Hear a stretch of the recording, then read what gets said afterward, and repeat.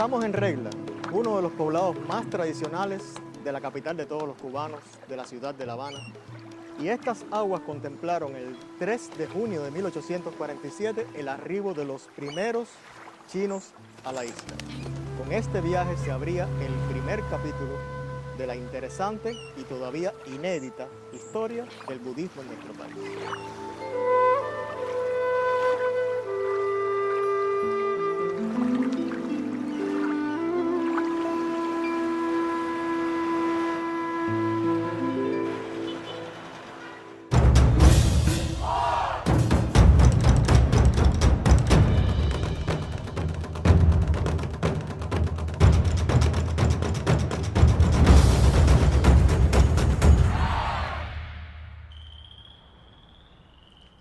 Estamos en el cementerio chino, único en su tipo en nuestro país. Inaugurado en 1893, representa un hito en el desarrollo de la cultura china en Cuba. ¿Por qué venir al cementerio chino si estamos haciendo un documental sobre budismo? Se sobreentiende que junto con la presencia de aquella inmigración que llega a Cuba en 1847, también venían las creencias ancestrales del pueblo chino, que incluyen, por supuesto, budismo, taoísmo y confucianismo. Quedan muy pocos restos escritos sobre qué cosa era aquello que creían aquellos culíes, como se le denominaba a los braceros, que venían principalmente de Cantón a trabajar en las plantaciones cubanas. Testimonios dispersos, por ejemplo, en la biografía de un cimarrón, algunas frases aisladas en las obras de los grandes patricios de la colonia. ¿A qué se debía esta invisibilización? Fácil. La colonia, con su poderío institucionalizado de la Iglesia Católica, reputaba como paganas todas las demás manifestaciones espirituales. Por tanto, la espiritualidad del chino en Cuba no era digna de ser registrada. Algunas leyendas del folclore tradicional, como por ejemplo la del médico chino, del cual se dice que era budista y abjuró en una procesión católica de sus creencias, y algún que otro elemento que podremos ver quizás aislado hoy, como el culto de San Fancón y demás, pues nos dan evidencia y testimonian qué es lo que trae el bagaje espiritual de esta inmigración. No nos asombre que no se haya desarrollado en Cuba un budismo étnico a partir de esta inmigración. En otros países latinoamericanos, incluso por ejemplo en Brasil, donde desde 1812 ya hay una presencia china muy anterior a la de aquí de Cuba, no va a haber un templo budista chino hasta 1962. Y en otros entornos, por ejemplo en México, donde la emigración comienza en 1874, en el propio Perú, que empieza en 1849, en Panamá, en 1854, tampoco tenemos desarrollo de budismo étnico. Casi siempre se expresaría ese fenómeno con el arribo de la inmigración japonesa en el siglo XX. No obstante, como veremos aquí, haciendo un breve recorrido por este cementerio, sí hay algunos elementos muy interesantes y que nos demuestran cómo, a pesar del gran fenómeno de aculturación que sufren estas comunidades al arribar a este entorno que les era manifiestamente hostil, sin embargo, determinados aspectos del bagaje cultural y espiritual son indestructibles, sobre todo gracias a la resiliencia de los distintos pueblos del mundo.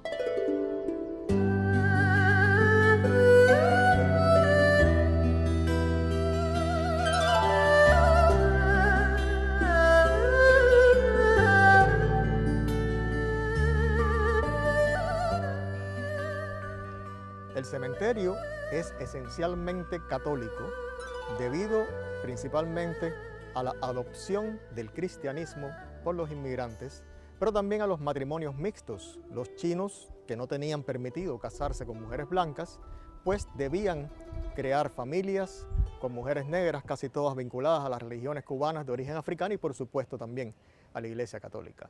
Se fue perdiendo, por tanto, la identidad espiritual, pero quedan algunos elementos y en este panteón que tenemos atrás vemos un motivo ornitológico que es muy típico de la mitología de la espiritualidad china, que le da una especial veneración a algunas aves como la grulla, la cigüeña, etc. Es un motivo que aparecerá asociado principalmente al tema de la longevidad, pero también a los deseos de buena suerte, de buenos augurios, en casi todas las manifestaciones de esa milenaria espiritualidad, por ejemplo, la confuciana, la taoísta y también la budista. Pero tenemos una versión bastante occidental a nuestras espaldas de los leones, que suelen ser mal llamados perros del Buda, porque en ocasiones, cuando el motivo es verdaderamente asiático, desde el punto de vista iconográfico, parecerían ciertamente como canes, pero no, es un icono que adopta el arte chino y posteriormente también la religiosidad y espiritualidad china directamente de raíces budistas. De hecho, el arte chino más antiguo carece de la presencia del león. Es un producto de la simbiosis con otras culturas por vía del Asia Central, de las trayectorias comerciales que surcaban el vasto y magno territorio chino y concretamente de la adopción del budismo como religión. De hecho, en otras latitudes, por ejemplo, en el ámbito del budismo tibetano, tenemos los llamados protectores del Dharma, los famosos Dharmapalas, y el león juega precisamente este papel. Es originalmente, en el budismo indio, un símbolo de la protección que ejercen las potencias espirituales sobre el Dharma o la enseñanza del Buda. Posteriormente sería adoptado en la espiritualidad china y es muy raro encontrarse actualmente un budismo chino plenamente carente de la presencia de los leones. Por tanto, como venimos diciendo, quedan elementos innegables que se remontan a estas raíces que van resistiendo incluso la catalización y la demolición cultural que ejerce el entorno básicamente occidental, católico, pero también de otras influencias negativas respecto a la preservación del legado cultural.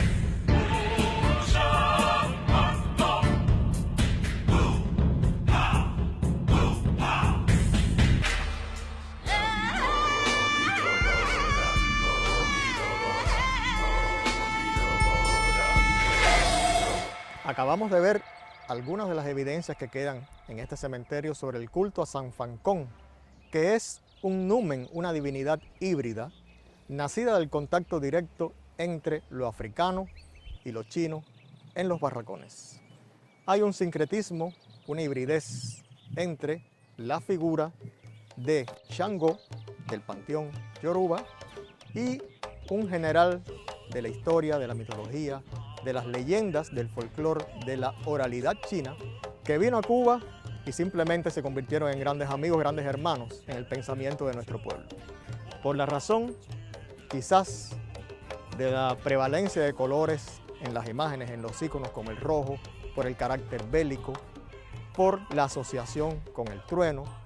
También se ha especulado sobre el hecho de que San Fancón pudiera haberse imbricado también en la leyenda del dios del trueno chino, de su esposa, que es la diosa de la centella, y que esto también pudiera tener ciertas repercusiones en el panteón afrocubano respecto a Ollá y Changó, como pareja asociada con determinados fenómenos meteorológicos.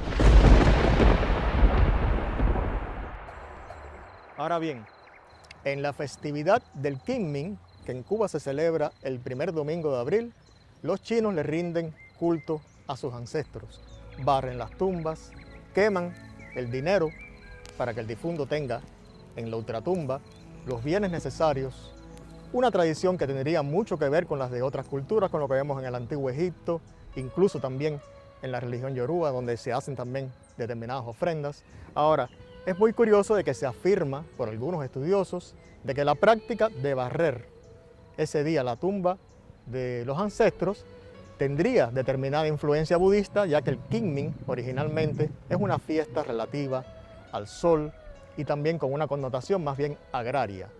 En Cuba también se celebra esta festividad de tipo básicamente confuciano, pero con elementos, como decíamos, que incluyen ideas, elementos, pensamientos, ritos que provienen de todo ese amplísimo espectro de la espiritualidad china.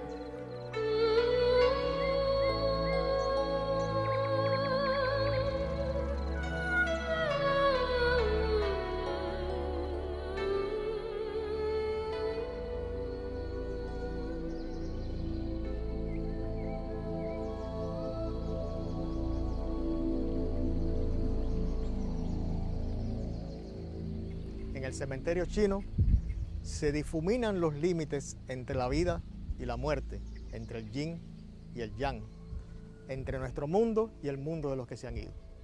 Sin embargo, la naturaleza triunfa sobre la muerte y aquí vemos el almácigo, que es un árbol también muy importante dentro de las tradiciones de nuestro propio pueblo, de nuestra espiritualidad.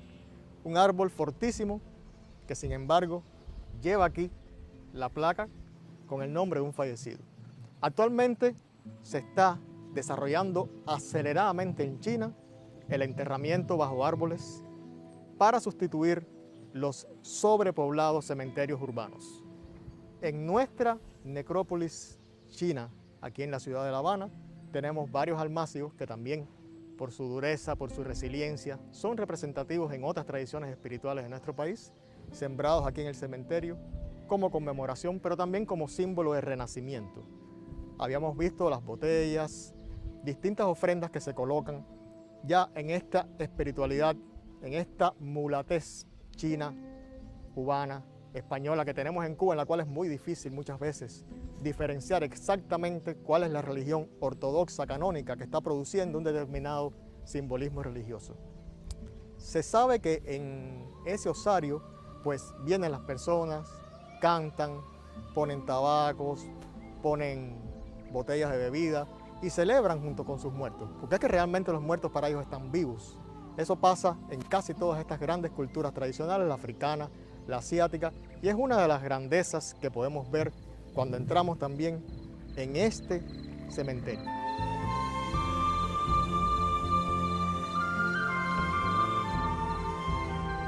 Y naturalmente no se puede hablar de la historia del budismo en Cuba sin hacer alguna referencia al barrio chino, donde se conservó algo de budismo étnico, del culto a San Fancón, a la Bodhisattva de la compasión, en medio de las circunstancias de la inhabitación de esta comunidad china en Cuba. Sin embargo, tal y como se verá a lo largo de esta serie, habría que esperar a la década de los 1990 para el desarrollo oficial del budismo en nuestro país.